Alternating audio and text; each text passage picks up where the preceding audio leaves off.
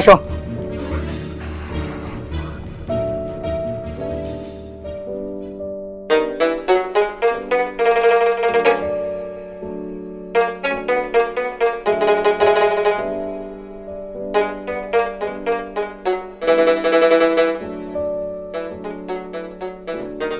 গাড়ি নষ্ট হওয়ার আর সময় পাইল না।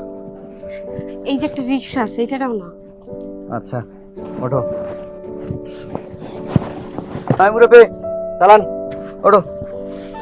রুবেল, বাবা মার। আরে আরে রিক্সালার বাচ্চা, রিক্সালা, আপনার এত বড় সাহস, আপনি আমাকে জড়িয়ে ধরছেন? রোমেল, বাবার বয়সে একজন বৃদ্ধ লোককে এভাবে ধাক্কা মারলে কেন তুমি? ধাক্কা দেব না কেন? কত বড় সাহস রিক্সালার বাচ্চা!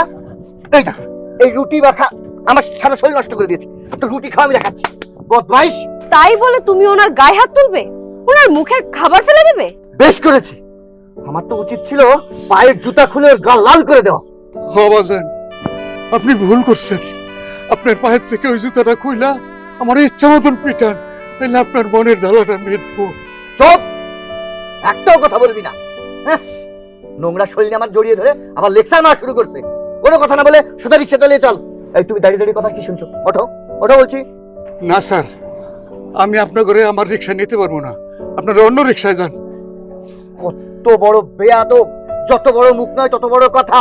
দেখলে দেখলে ওর সাহস কত বড়। এই তুই আমাকে চিনিস? আমি হচ্ছি একজন জজ, আর তোর মতো সামান্য রিক্সালা আমাকে বলছিস যে এই রিক্সায় নিয়ে যাবি না? এই রিক্সা সহ তোকে কিন্তু জেলের ভাত খাইয়ে ছাড়বো।